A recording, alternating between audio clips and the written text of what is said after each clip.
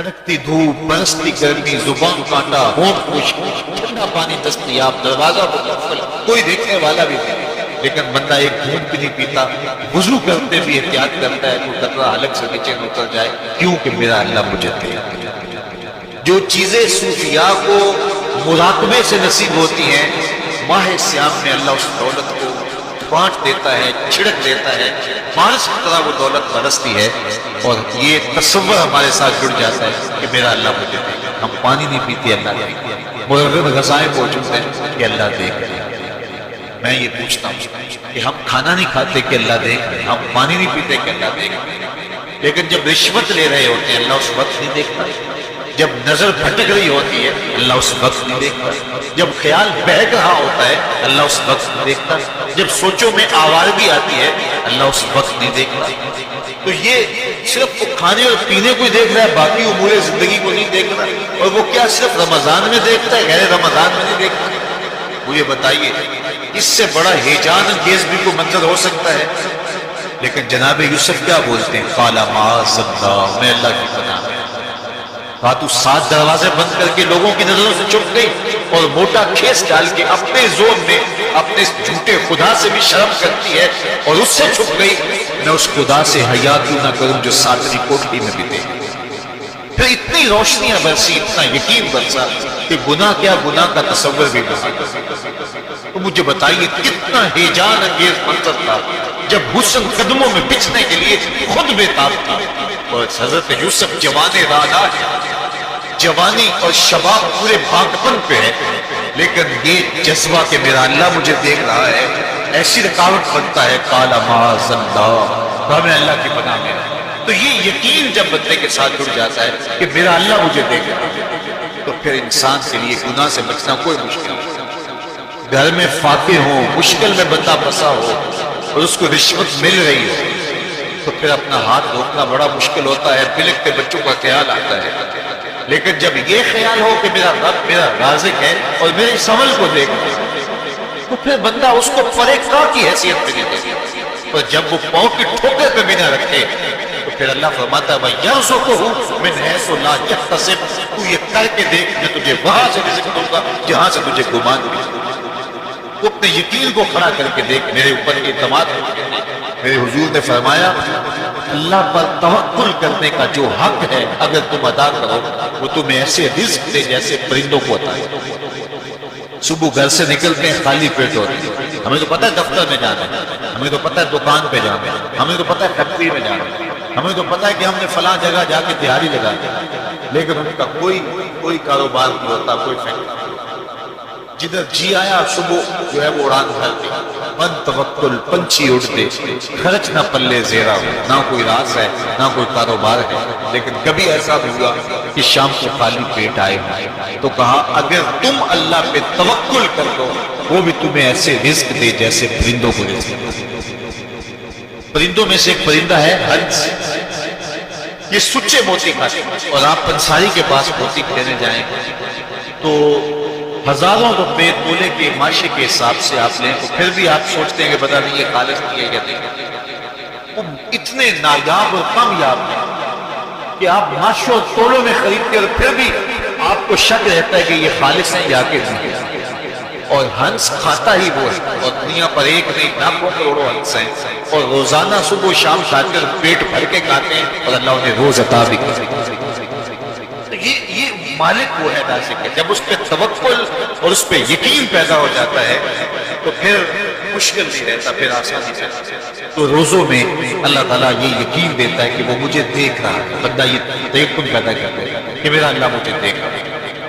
یہاں ایک اور بھی تسلی ہے، ہم ہزار گناہگار سہی، ہم ہزار سیاحت سہی، لیکن ہمارا رب پہ کتنا یقین ہے رمضان میں پتہ چلتا ہے کہ اس ذات پہ ہمارا کتنا تیقن ہے، کتنا یقین ہے، جس کو دیکھا نہیں، چھوا نہیں، بات نہیں ہوئی، جو تصور خیال کی حدود سے بھرا ہے، اتنا یقین ہے کہ ہم پانی نہیں لیتے، کھانا نہیں لیتے کہ میرا اللہ مجھے دیکھ رہا ہے۔ کاش کہ اس کو ہم اپنی پوری زندگی میں پھیلا لیں۔ اللہ روزے میں دیکھنا چاہتا ہے کہ میرا بندہ میرے کہنے پہ جو چیزیں حلال ہیں ان کو بھی چھوڑتا ہے کہ نہیں چھوڑتا، تو جب اس نے ان کو چھوڑ دیا تو پھر حرام کو نہیں چھوڑے گا۔ اور جس نے روزے میں حرام بھی نہیں چھوڑا، غیبت بھی نہیں چھوڑی، جھوٹ بھی نہیں چھوڑا، لوگوں کو اذیت دینا بھی نہیں چھوڑا، تلخ رویے بھی ترک نہیں کیے، گالی گلوچ سب و شتم کا مزاج بھی ترک نہیں کیا، لوگوں سے رشوت لینا اور لوگوں کو اذیت دینا بھی ترک نہیں کیا۔ تو پھر وہ بھوک کاٹ رہا ہے، وہ اللہ کے حکم کی تعمیل نہیں کر رہا ہے، وہ تو کہہ رہا ہے کہ میں تمہارا امتحان لینا چاہتا ہوں، تم حلال بھی چھوڑو اور یہ حرام بھی چھوڑنے کے لیے تیار ہے۔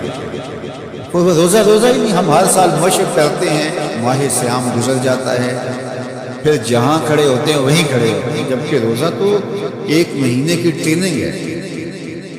1 مہینے کی ٹریننگ کے بعد ہمارے عیب جھڑ جانے چاہیے، ہمارے گناہ دھل جانے چاہیے، ہمارے اندر تو تقوی کے نور سے مالا مال ہو جانا چاہیے، لیکن ہم نے مشق کی نہیں، ہم کام چور رہے۔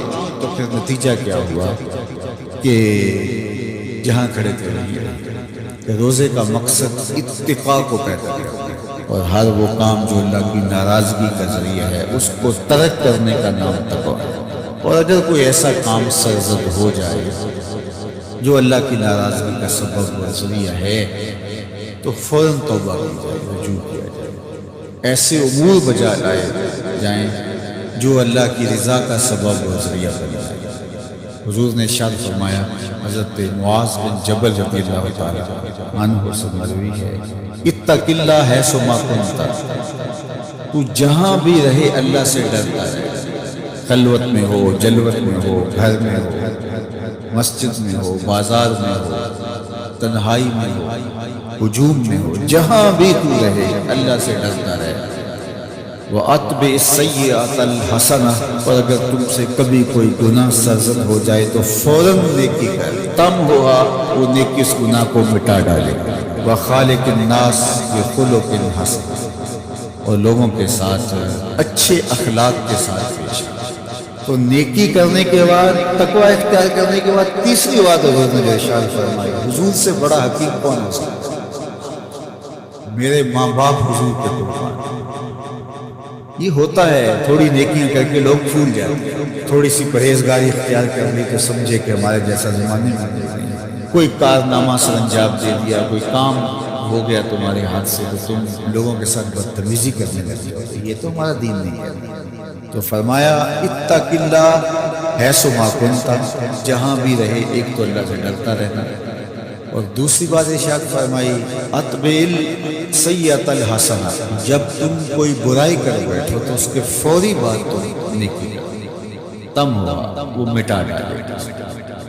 لکھتے لکھتے دھبا لگ جائے تو اس کو ریموو کر دیتے ہیں، زندگی میں چلتے چلتے گناہ سرزد ہو جائے تو نیکی سے اس کو ریموو کرے، تم ہوا مٹا ڈالے گا۔ اور پھر تیسری بات فرمائی وَخَالِقِ النَّاسِ بِخُلُقٍ حَسَنٍ، لوگوں سے رویہ اچھا رکھنا، لوگوں کے ساتھ اس میں سلوک سے پیش آنا، بدتمیزی کی زندگی نہ گزارنا۔ قیامت کے دن جب اعمال تولے جائیں گے سب سے زیادہ وزن جس عمل کا ہوگا وہ حسن خلق ہے، جو پرڑے کو جھکا ہے۔ تو کبھی اپنے رویوں کو کھردرا نہ ہونے دینا۔ تو ہمارے رب نے ہمیں تقوی اختیار کرنے کا حکم عطا کیا، اور رمضان المبارک موسم ہے تقوی کی حصول کا، زندگی ثمر بار ہوتی ہے تقوی کا پھل ہے۔ روزہ تقوی کی نشأت کا ذریعہ ہے، روزہ پیدا کرتا ہے اتقاء، لعلکم تتقون، اس پہ شاہد آتے ہیں۔ تو اس لیے مجھے اور آپ کو جائزہ لینا پڑے گا کہ ان دنوں کے اندر ہمارے اندر کوئی تقوی پیدا ہوا ہے یا نہیں ہوا۔ میں اپنا جائزہ لوں اور آپ اپنا اپنے اندر ہی جائزہ لیں۔ ہم نے بھوک کاٹی ہے، پیاس گوارا کی ہے، رات تراویح بھی پڑھتے ہیں، تو کیا کوئی فرق پڑا، کوئی اتقاء کا نور نصیب ہوا؟ اگر نصیب ہوا ہے تو پھر مزید کوشش کیجیے بقیہ دنوں میں مزید نور نصیب ہو اور اتقاء کے اجالے حقیقت میں ہم پالیں۔ اور اگر وہیں کے وہیں کھڑے ہوئے ہیں، کوئی فرق نہیں سوائے بھوک اور پیاس کاٹنے کے، یہ ذہنی تاثر کہ ہم روزہ رکھ رہے ہیں، اس کے علاوہ میں کوئی فرق نہیں، ہمارے باطن میں کوئی تبدیلی نہیں آ رہی، تو پھر ہمیں دیکھنا پڑے گا پیچھے مڑ کے کہ ہمارے روزے بے روح اور بے نور کیے ہیں، ہمیں اس پر توجہ دینا پڑے گی۔